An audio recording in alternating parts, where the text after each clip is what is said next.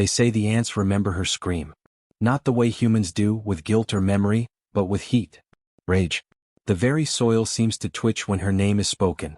The village children know not to run too close to the red nest hills, though they often forget. But the older ones remember.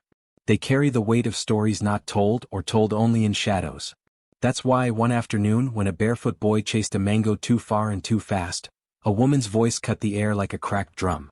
"Not there," she barked, her voice brittle like dry bark. "Do not go near that hill." The boy froze. The mango rolled quietly into the grass, stopping just at the foot of the mound where the ants lived. Not small ants, but thick-bodied things with red armor and black eyes like glass beads. Hundreds. Thousands. Always moving. He backed away slowly. An elder woman sitting beneath the old Irako tree watched the moment unfold with tired eyes. Her face was lined like cracked clay, her fingers worn from grinding yam and weaving silence. When the boy wandered back, holding his mango tight like a heartbeat, she patted the earth beside her. "You don't know, child. That land bites," she said softly. "And not because of the ants alone, but because it remembers pain. It carries it." The boy blinked. "How can dirt remember?" The old woman smiled without joy. "Because once long ago a girl slept there. Slept in the biting earth. And the earth listened." His mouth twitched like he might laugh but didn't. Something in the woman's eyes, dark, distant, made him swallow his smile. "She was called Annuli," the woman said as if that name itself still echoed. "Born during the season of the river's overflow. Her skin was dark like a storm cloud, like the moment before thunder shouts. And her eyes, her eyes, they were like river fire. That shimmer the water gives off when the sun dies for the day. You couldn't look away." The wind shifted, carrying the distant rustle of grass and the faint sound of insects skittering. The ants, invisible from where they sat, seemed to hum beneath the land. "They sent her there," the old woman continued almost to herself. "Sent her to sleep in the soil. On purpose. To punish her. To shame her. But the ants they saw." The boy looked back at the hill. A shiver moved through the tall weeds as though something large had just passed beneath. "People say," the woman whispered, leaning in now, her breath dry like straw, "that on some nights you can still hear her crying. Not loud. Not anymore. Just the earth weeping. And the ants, they don't forget. They carry her pain in their teeth." The boy held his mango tighter. Why did they do that to her? The woman's gaze fell on a point far away, beyond the horizon, as if she could still see it happening. "That," she said, "is the story. And if you have ears that won't run, I will tell it to you." The boy sat down. And the wind grew still. The day they buried Annuli's mother, the sky refused to cry. The heat was cruel and thick, the kind that clung to your skin like grief. No breeze dared touch the mourners. No bird sang. The ground swallowed her mother's body in silence, and with it swallowed what little warmth was left in Annuli's life. She was 16. Old enough to know how quickly people forget kindness. Her uncles murmured prayers without meaning. Her aunties avoided her eyes. Her father stood like a statue carved in haste, expressionless, hollow. The woman beside him, wrapped in purple cloth too rich for mourning, was Mbik, his new wife. Her eyes were sharp as palm needles and her lips were permanently twisted, like someone tasting spoiled wine. Annuli had never met her before that day. When the ceremony ended, and the earth was packed firm above her mother's grave, her father cleared his throat. "You'll stay with us now." He did not say home. That word died with her mother. The journey to Mbik's compound was long, and every step stole something.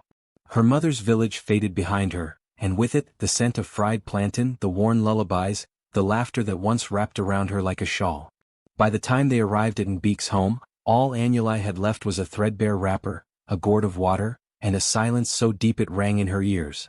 The compound was larger than she expected. 3 mud huts surrounding a central yard, a small goat tied to a post, and the distant buzzing of insects rising from the bush nearby. But there was no welcome. Mbik showed her to a small cooking shed with no door. The ground inside was bare earth, riddled with black stones and crawling things. In the corner, a rusted calabash with a hole. That was her drinking bowl. "You'll sleep here," Mbik said, her voice flat. "I don't want your sorrow spoiling the house." Annuli blinked. "But, I thought." "You thought?" Mbik snapped. "You thought you'd waltz into my home and bring your tears with you? Let the ants keep you company. Maybe they'll have pity to spare." She turned and left, her headscarf swaying like a flag of victory. Annuli stood there until the sun dipped low and the shadows stretched long. The dirt floor pulsed with movement, ants, small and red, crawling in disciplined trails just beyond the shed's edge. She set her wrapper down carefully, though it offered no comfort against the hardness below. She curled into herself. Her legs trembled from the day's weight, her stomach tight with hunger, but sleep came anyway, sharp and sudden. The ants came with it. They didn't bite, not at first. They crawled near her feet, around her neck, across her arms. 100 tiny legs tracing paths on her bruised skin. Annuli wanted to cry out, but she didn't. She just lay there, her eyes wet, her body still. By the second night, she began whispering to them. "Do you feel pain too?" she asked, as if the ants might understand. "Do you get stepped on and just keep going?" They responded only with their silence and movement, but something about the way they paused, briefly, made her wonder. She watched them march single file to some secret rhythm. She whispered more. "They say I must be cursed. Because my mother bled from the mouth when she died. Because I didn't scream." She looked up at the moon, its pale face broken by the thatch roof's edge. "I wanted to scream," she said, "but I was afraid it would never stop." One ant paused beside her ear. She stared at it. It stared back, at least she imagined it did. In that moment she felt something crack. Not like a twig snapping, but like a seed breaking open. By the fourth night, Mbeek poured water over the shed's edge to flood the dirt. "Maybe the mud will cool your pride," she muttered. Annuli did not answer. She merely curled her legs tighter, pressing her spine against the clay wall as ants climbed her back. They crawled into her hair, down her wrists, across her collarbone, and still they did not bite. When dawn came, she rose quietly, brushed the dirt from her limbs, and stepped outside. Mbeek stood in the doorway, frowning. "Still alive?" she muttered. Annuli met her gaze, not with rebellion but with something far stranger. Calm. The kind of calm that scares bullies. The kind that doesn't beg or break. The ants trailed behind her, a thin red ribbon in the dirt. That night Annuli did not whisper. She simply lay there, open-eyed, watching the stars blink above her. The ants made a circle around her body, a strange formation she didn't understand. But she felt safer in that circle than she ever had in her father's house. The nights grew heavier. The air thickened with heat and secrets. Every evening, Annuli would lie on the earth's breast, her body aching, her soul too tired for sorrow. But it was in that silence that the ants came. At first she thought she was imagining things, their tiny bodies brushing her skin, legs moving in rhythm like soft rain, but the longer she stayed in the dirt, the more real they became. They crawled across her back, over her legs, into the grooves of her palms. Hundreds, then thousands. But none of them bit. She had grown up fearing these ants, called Ndumbu, the living pain, by villagers who had once been stung. Their bite was infamous. It burned, boiled the skin, left it raw and inflamed. Yet here they were, climbing her face and arms like she was part of their colony. No sting. No pain. Only presence. She tried not to move. She watched them, barely breathing, as they formed patterns she couldn't understand, lines that curved and circled, split and rejoined. Once they outlined the shape of her foot, as if memorizing it. Another time they made a spiral above her belly, spinning in small silent fury before dispersing. She whispered again, not sure why she did. "I don't have anything left," she said to the dark. Not even anger. But something hurt her. That night her sleep shifted. It wasn't like before, restless, jagged. This time it was thick and deep, like falling into warm water. She sank into it. And far below her, beneath the dirt, beyond the roots and bones, she heard something calling. A voice. No voices. Many. All buzzing. All layered like wings beating against drums. They didn't speak in words she knew, but she felt their meanings bloom in her chest. She is here. She listens. She feels. Annuli woke with a gasp, her body slick with sweat, heart hammering in her ribs. Her hands were wet, but not from sweat. She raised one hand to her face and realized her cheeks were damp. She had been crying in her sleep. Quiet, endless tears had spilled onto the earth. And the ants had gathered. They were surrounding her face, tiny heads bent low as if drinking the tears. Not chaotically, not like insects scavenging, but carefully, ceremonially. They moved in slow, deliberate patterns, carrying away the droplets as if each one mattered. Like each tear was a jewel. A relic. Her breath caught. She didn't dare move. One ant climbed her finger, paused at the tip, and stood upright. Its antennae twitched, touching the space just above her skin. It lingered there for a long moment, then turned and descended, rejoining the others. Annuli lay back and stared at the roofless sky. She didn't know what was happening to her. What they were doing. Why they hadn't bitten her when they could have. Why they carried her sadness like priests holding sacred wine. But for the first time in days she didn't feel afraid of the dark. Each night after that she felt them arrive before they touched her. A soft thrum beneath the earth like a heartbeat. The sound wasn't in her ears but in her bones. They were coming. And she welcomed them. The dreams returned, stranger and deeper. In them she floated through tunnels lit by red veins. Ants walked beside her, giant, silent, guiding her with unseen signals.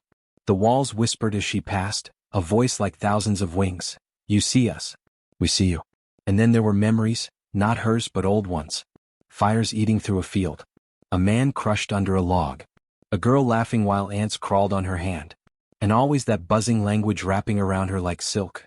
When she woke, her tears were gone. So were the ants. Only a soft trail of disturbed soil remained, leading away from her body like a river had flowed through her. During the day Mbeek mocked her silence. Called her lazy, snake-eyed, dirt-born. Anuli said nothing. She fetched water. She swept the compound. She ate whatever scraps were thrown her way. But inside her something was shifting. Something watching. Something learning. And at night the ants came again, faithful as the moon. Mbeek's cruelty ripened like rotting fruit. The longer Anuli stayed in her house, the more bitter the woman became, as if Anuli's quietness was an insult, a challenge she couldn't solve. She began burning Anuli's food, on purpose. Yam turned to ash, stew boiled until the oil hissed and smoked. When Anuli complained of hunger, Mbeek would sneer and say, "Starve then. Dirt girls eat dirt." When Anuli tried to mend the tears in her wrapper, Mbeek snatched it away and ripped it further, tossing it in the fire pit. You want to be seen? Go naked. Let the world pity the thing your mother left behind. The other women in the village sometimes asked after Anuli, their voices full of doubt. How is the girl settling in? She was always such a bright one. She's become strange, Mbeek would reply, feigning sorrow. Quiet. Brooding. I fear the loss of her mother turned her heart dark. She talks to herself. Won't look me in the eye. Sometimes I hear her whispering in the shed, chanting. I worry something's entered her. The villagers nodded, but uneasily. Some remembered Anuli's mother, gentle, kind, a woman who never raised her voice but had strength in her hands. They didn't believe Anuli could turn so quickly. But they didn't say so aloud. It was easier not to get involved. But the ants had begun to move. They no longer waited for night or for Anuli's tears. They came when they pleased. And where they pleased. It began subtly, an ant in Mbeek's millet crawling across her spoon. Another dead in her water bowl. She cursed the filth, blamed Anuli, made her clean everything with sand and lie until her knuckles split. Then the ants multiplied. They crawled across Mbeek's pillow. She awoke one morning with a swollen lip, stung in her sleep. Another night, she screamed when she found them writhing inside her head wrap, burrowing through the folds of cloth as though trying to nest. She slapped at them, killed dozens, but they kept coming. She accused Anuli of witchcraft. You bring these crawling devils into my house. I didn't, Anuli said quietly. You didn't? You lie. They follow you like pets. Anuli didn't answer. She watched as one ant crawled down the leg of Mbeek's stool, paused, and vanished into a crack in the floor. Mbeek tried everything. She smeared herbs along the windows, poured hot oil around the shed, muttered prayers she half remembered from her childhood. Nothing helped. Every night the ants returned. She began sleeping upright, afraid they would pour into her mouth. One morning she noticed a rash on her forearm. Small red dots in a tight cluster. It burned, then blistered. By evening it had spread. Her skin bubbled in ridges, neat, precise rows that curved along her arms like teeth. Tiny teeth.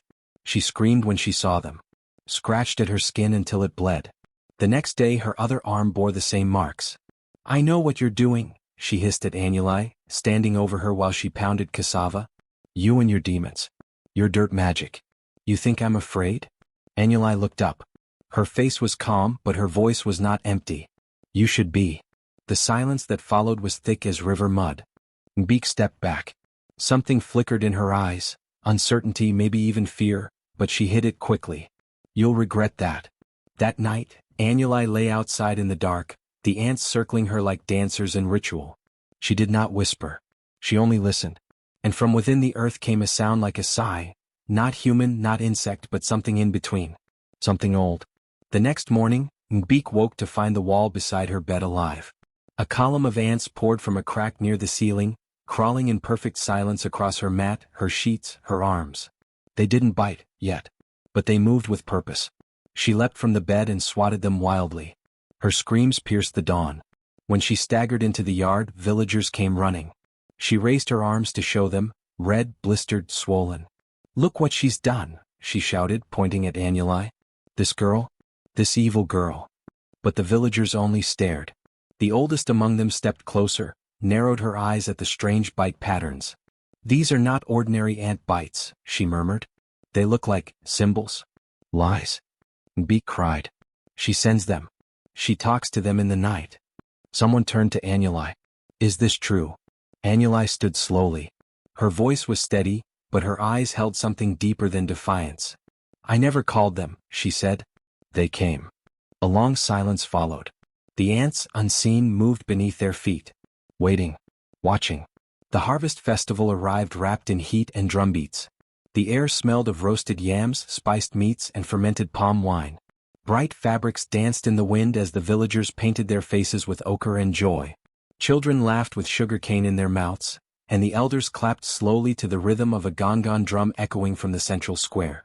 It was a day of thanks, a day of dance, a day of stories and offerings. But that year the festival would not be remembered for joy. Annuli stood at the edge of it all, barefooted and dressed in a faded wrapper 2 sizes too small. Beak hadn't given her anything decent to wear, though she dressed her own daughters in the finest dyed lace, their necks heavy with borrowed coral beads. Annuli held a basket of roasted groundnuts, her role reduced to serving and smiling. No one expected her to dance. No one invited her to join the circle. She said nothing. She watched. The people of the village watched her too, but not kindly. They had heard the rumors, the strange whispers about the girl who slept on the earth and woke without bites. About the stepmother's screams in the night. About the rash shaped like teeth. "She walks like she owns the ground," one woman muttered. "She's not right," another said. Children pointed and laughed. "Dirt girl," they called her. "Ant sister." Annuli kept her eyes low. But Beak was not satisfied. Not yet. As the masquerades danced past in a swirl of feathers and ancestral power, Beak came behind Annuli and yanked her by the arm. "You look proud for a thing that smells like earth rot," she sneered. "Maybe we should return you to where you came from." Then, before anyone could react, she shoved Annuli forward. The girl stumbled, lost balance and fell, face first, into the dry red dirt at the foot of the anthill. Laughter exploded around her like firecrackers. She fell like a dead yam. Maybe her ants will carry her home. But something had shifted. The anthill, one of the largest mounds that bordered the festival field, trembled. Just slightly. A few ants surfaced. Then more. A stream of red. They didn't go to Annuli. They climbed past her. Across her shoulders. Over her back. And beyond. The laughter faltered. The first scream came from Beak's youngest daughter. A sharp, wet shriek. She slapped at her arms, where dozens of ants had appeared from nowhere, biting with blistering fury. Beak turned, confused, then she shrieked too. The ants swarmed. Not like before. Not in small, creeping lines. They poured from the mounds like a rising tide, thousands upon thousands, spilling onto the grass, into skirts and shoes, up legs, across faces. They did not touch Annuli. They parted around her like a river flowing around stone. Beak thrashed wildly, her fine headscarf torn from her scalp as she dropped to the ground, clawing at her arms, her neck, her belly. Her daughters cried, rolling in the dirt, their jewelry falling off as ants buried themselves in hair and cloth. The music stopped. Panic erupted. People fled in all directions. Food was trampled. Drums overturned. Fire pits kicked over, flames licking the air. Men tried to help the women, slapping them, pouring water, but the ants did not stop. They bit with purpose. With fury. With memory. And Annuli stood in the center of it all, untouched. A circle had formed around her, bare earth and biting things. The ants flowed outward like blood spilled from a wound. She looked down at Beak, who now lay on her side, twitching, her arms red and blistered, her face wet with tears and shame. Annuli bent down slightly. Her voice was soft, almost a breath. But those nearest heard it. "I asked them not to," she whispered. Then, louder, as if speaking to the wind itself, "You didn't listen." The ants began to withdraw. Not all at once, but in ripples. As if something beneath the ground had decided it was enough. As if justice had eaten its fill. The crowd watched from a distance, faces pale, mouths open. The drummers were frozen mid-beat. One elder wept openly. Another knelt. Someone whispered, "She commands them." Someone else said, "No, she understands them." And Annuli, standing there in torn clothes and bare feet, looked not like a servant or a victim, but something older, something unshakable. She did not cry. Not this time. When the last ant disappeared into the mound, a silence settled over the square so thick it muffled breath. Beak lay in the dust, whimpering. Her daughters clung to each other, their once beautiful lace ruined, their beads scattered like bones. Annuli turned and walked away. No one followed her. No one stopped her. The wind picked up again, whistling through the trees. And beneath it, low and distant, was the soft, steady hum of 1,000 legs returning home. The village barely spoke her name after the festival. When they did, it was with lowered voices and eyes cast to the earth. Some called her cursed, others blessed, but all agreed on one thing: Annuli was no longer just a girl. The ants had chosen her, and none dared question why. Even Beak had fallen silent. Her arms were wrapped in leaves soaked in bitter salves, her voice reduced to whispers of pain. Her once firm stride now limped. No one visited her house. No one offered help. The woman who ruled her courtyard like a war chief now watched the world pass from a window, afraid to step outside. But Annuli felt something stirring beneath the stillness, like a drumbeat under the earth. That night, as the moon rose blood orange and swollen, she stepped quietly from the compound, barefoot, wrapped in a simple cloth, and followed a trail of ants that moved with strange purpose. They glowed faintly in the dark, not with light but with knowing. She didn't question them. She didn't need to. They led her past the old shrine tree, past the stream that curled like a silver snake through the forest, and into the thickets where even the hunters refused to walk. The undergrowth whispered warnings in the wind, but the ants moved on undeterred. So did she. The path narrowed. The trees leaned close, their roots like gnarled fingers grasping at her ankles. Shadows deepened, thick and blue-black, swallowing the stars. But Annuli's steps did not falter. The ants began to vanish into the base of a moss-covered hill. They disappeared through a crack in the rock, barely wider than a hand. Annuli crouched, heart steady, and slipped inside. She didn't fall. She was guided. The stone passage sloped downward in a spiral, cool and smooth, the air humming with invisible movement. The walls pulsed faintly. The deeper she went, the more she felt the rhythm, like breath. At the bottom, the tunnel opened into a chamber vast and humming. The ceiling disappeared into darkness. The walls were alive, moving, shimmering with thousands, no millions, of ants. They crawled in perfect silence, forming spirals, symbols, ancient shapes that shifted as she watched. And in the center, the queen. She was unlike anything Annuli had imagined. Not monstrous but magnificent. Her body was enormous, long as a canoe, deep red and glistening, her carapace cracked with age like polished stone. Her legs were folded beneath her like a priestess at rest. Eyes black as night blinked slowly. And though her mandibles did not move, Annuli heard her voice. Not with her ears. In her bones. You came, daughter of dirt and silence. Annuli fell to her knees. She did not know why. It felt right. The air was thick with meaning. The queen's presence pressed down, not painfully but like gravity. Like truth. You spoke to the earth. You whispered pain. And the earth answered. Annuli closed her eyes. Her voice trembled in her chest, though her lips did not move. I didn't ask for them to follow. They did not follow, said the queen. They listened. They remembered. They chose. The chamber seemed to breathe. The walls pulsed in time with her heartbeat. She saw flashes, visions not her own. A line of queens stretching back centuries. Girls before her, marked by earth and sorrow. Wars whispered into roots. Songs sung by crawling things. Why me? Because you suffered and remained soft. Because you were broken but did not rot. Because pain sought to devour you and you sang to it instead. The ants surrounding the queen began to move in slow, perfect circles. We offer you a bond. Spirit to soil. Bone to brood. We will make you our daughter, not born of flesh but of fire, silence and memory. You will feel what we feel. Hear what we hear. You will never be alone again. Annuli stared at the queen. Her hands trembled. She thought of her mother's hands, strong and calloused. Of Mbeek's laughter as she lay in the dirt. Of the fire in her legs as she worked all day and slept on stone. Of the tears that had been carried away drop by drop. She did not speak her answer aloud. She stepped forward. The ants parted, opening a path to the queen's massive head. One antenna stretched forward, brushing Annulai's forehead. The moment it touched her skin, heat rushed through her, liquid and electric. Not pain. Not pleasure. Something deeper. She felt it all. The hive's hunger. The scent of water a mile away. The vibration of a snake passing overhead. The sorrow of a dying worker. The pride of a soldier who bit until her last breath. The wisdom of queens long dead, buried in soil, their bones feeding the next generation. And then, herself. Split and remade. Her heartbeat slowed, matched the rhythm of the chamber. Her breath merged with the air. Her body did not vanish, but it became more. When the antenna pulled back, she opened her eyes. They were still hers. But deeper now. Steady. Lit from within by something old. Go, the queen said. They will need you soon. The ants crawled back to the walls. The chamber began to close. Annulai turned and walked up the spiraling tunnel, each step lighter, stronger, as if the earth itself welcomed her return. Above, the forest waited. And beyond that, the village. She was not the same girl who had once been made to sleep on the ants. She was the daughter of the nest now.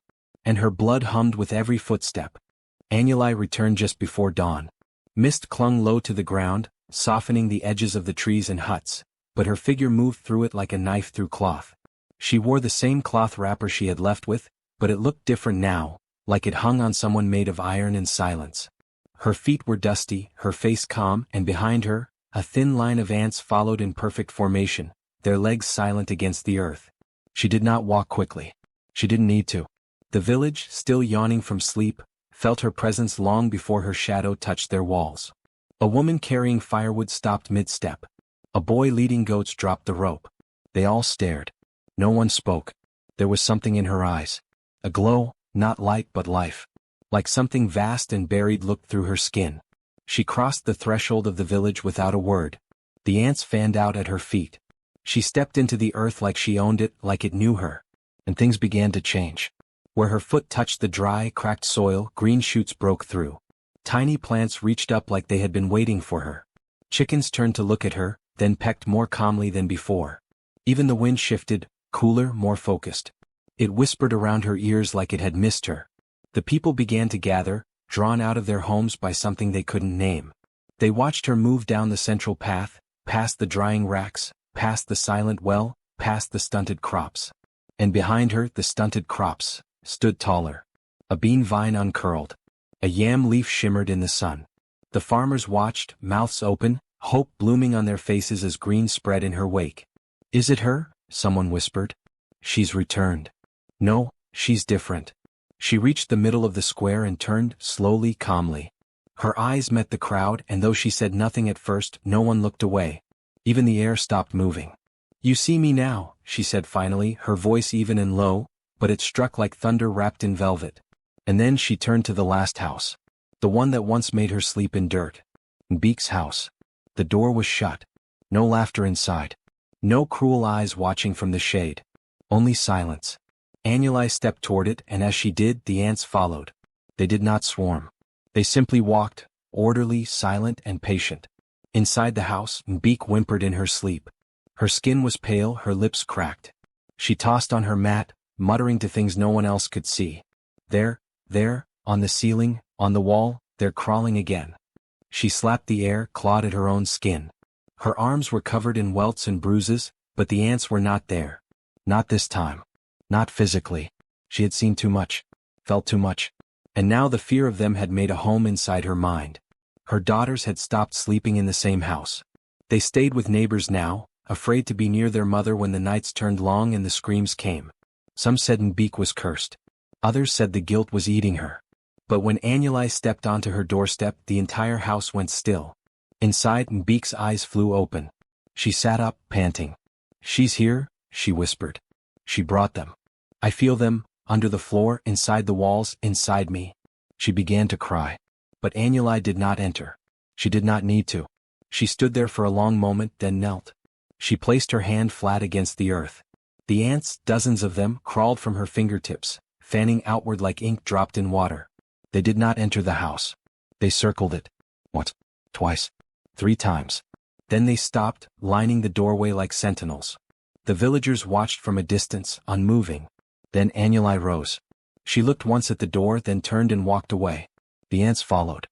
Beak's wailing rose inside. But no one moved to comfort her. No one dared. By nightfall, news had spread across every family compound. Crops near where Annuli had walked were sprouting with new life. A banana tree that hadn't borne fruit in a year suddenly bent with ripening bunches.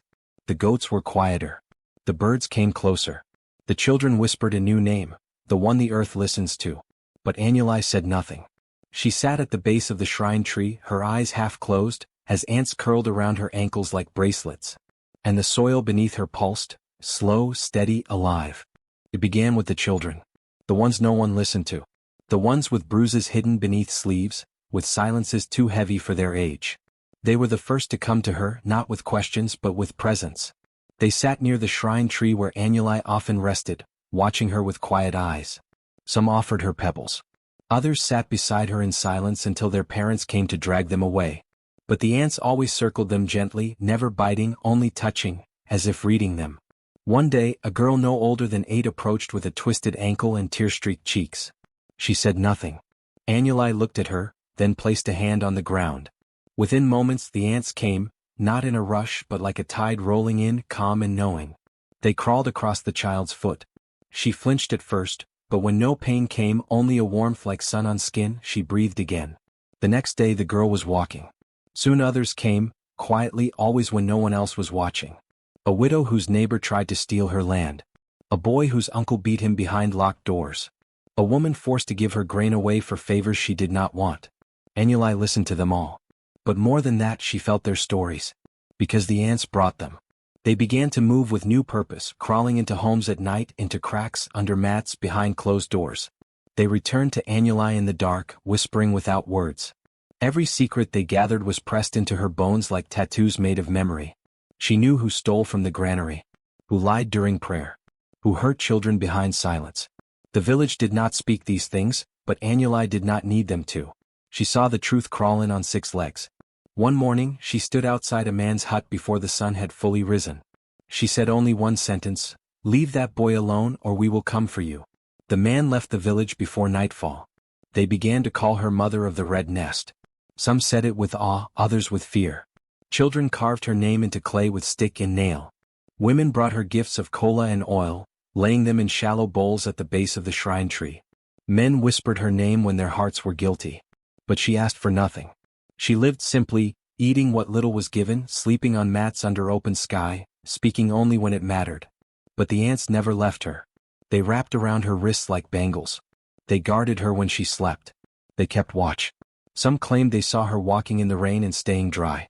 That she spoke to birds in clicks and hums.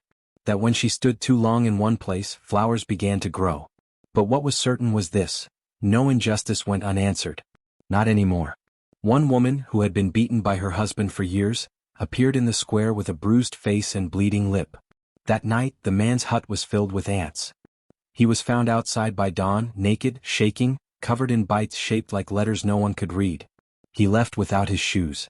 Another time, a merchant who sold rotting fish to mothers in the next village returned home to find his entire storeroom filled with nests, walls crumbling, his goods spoiled by red mounds pulsing with life. People started to sweep their homes twice before speaking cruelly. They checked their words. They watched their hands. Because no one knew which ant might be watching. Annuli said little, but her silence was heavier than most sermons. She would walk slowly through the fields and people would part for her like water. Crops bent toward her. Dogs wagged their tails but didn't bark. And when she passed the elders' council, even the men who once ignored her lowered their heads. Beak, who now stayed alone in her crumbling house, spoke to no one. She murmured to shadows and batted at invisible legs. She would sit at her doorway with a bowl of water, begging the ants not to come. But they never entered. They no longer needed to. They had already left their mark. Annuli watched all this not with pride, but with a quiet gravity. She never smiled at their fear nor basked in their reverence. But she carried the weight of it. She felt it in her spine. In her blood. In the way the ants rested against her skin like kin. Because she knew something they had yet to learn. Pain when buried feeds the earth. But pain when remembered grows teeth. Years passed and the village changed. Huts grew, then crumbled, then were built again. Children became mothers. Old men were buried beneath the talking trees. Time moved the way it always did, slow and circular, full of forgetting. But not everything was forgotten. Near the edge of the village, just before the forest began, there stood an old mound of earth, reddish-brown and veined with age. The Red Nest Hill. No one built near it. No one farmed beside it. No one dared to disturb it. It was not marked by sign or stone, but every villager knew it. And every week someone came. They came in silence, usually alone, carrying small gifts. A bowl of honey, a feather, a piece of cloth torn from a mother's wrapper. Sometimes they whispered into the air. Other times they simply knelt and touched the ground. Not because anyone told them to, but because something inside them called them there. The soil around the hill was always warm, even on the coldest mornings. Steam rose from it like breath. Ants still lived there, though they never bit. They moved in slow, deliberate lines, forming shapes some swore they recognized. Spirals. The outline of a hand. Children were warned not to play near it. Not out of fear but reverence. That's where she slept, the mothers told them. That's where she listened. And at night, when the wind was high and the moon low, some claimed to hear her voice, soft, low, wrapped in wind and whisper. I hear you. They called her the girl who spoke to ants. Not everyone remembered her name. Anula. But her story remained, passed in pieces like sacred cloth sewn anew by every tongue. Some said she vanished into the earth, her body devoured not by death, but by the queen below. Others said she walked away one night, deeper into the forest than anyone had ever gone, and became something more than woman. There were those who swore they saw her still, by the river's edge or at the foot of the shrine tree, her hair moving like smoke, ants braided through the strands. But these sightings were never confirmed. They didn't need to be. What mattered was this: the village was no longer what it had been. Cruelty still tried to live there, as it does everywhere. But now it walked softly. Those who lied, who beat, who stole behind doors, found ants in their shoes, in their beds, inside their mouths. The ants didn't always bite. They didn't have to. Just their presence was enough to remind, enough to warn. And when the villagers saw them, they whispered, "She's watching. She's listening. She remembers." The children who once knelt near Anulai's feet grew older, and they taught their own children about the hill. About the girl who was forced to sleep on the ground, whose tears fed the earth, whose silence became a voice so loud even the wind still carried it. Some came with joy, to thank her for justice, for courage, for new harvests. Others came with sorrow, kneeling with swollen cheeks or broken hands, leaving bits of bread, drops of palm oil, hoping their pain would be seen. And somehow it always was. No shrine was ever built there, no statue raised. She wouldn't have wanted that. But in a way she had become something even the gods envied, eternal not in stone but in soil. The ants remained her messengers. Every moon cycle, the elders noticed strange patterns in the crops. Rows that grew faster where none had been planted. Flowers that bloomed in rings. Insects that bent around certain graves but danced on others. A language no one spoke but everyone understood. One elder, nearly blind, once said, "She taught the earth to feel." And now it never stops listening. And so the offerings continued. A girl, beaten by her older brother, left a single hairpin at the base of the hill. 3 days later, he fell sick with a fever that filled his dreams with swarms. A man who cheated his neighbor gave an apology under his breath as he passed the mound. That night, ants filled his house, circled his bed, and left before sunrise, taking every grain of salt with them. A woman who had no child left honey in a gourd. She wept as she poured it, whispering only, "Please." 9 months later, her arms were full. The villagers did not fear the red nest. They respected it. It was not a curse, not anymore. It was a reminder, a memory, a warning, and sometimes a mercy. There were moments when the sky turned gray and heavy, and the wind pushed in from the west like it carried something old. In those moments the trees hushed, the animals stilled. And if you stood near the anthill and closed your eyes, you could hear her, not screaming, not crying, but humming. A low sound. A lullaby made of dirt and blood and teeth. The children asked what the sound meant. Their mothers answered, "It means the earth is dreaming of her." Years turned to decades. The story spread beyond the village, told in distant markets, whispered in shrines, painted onto the walls of old women's homes. There was always someone who remembered, someone who said, "Let me tell you about the girl the ants loved." And always it ended the same way. They made her sleep on pain. But pain learned her name. And now it never sleeps.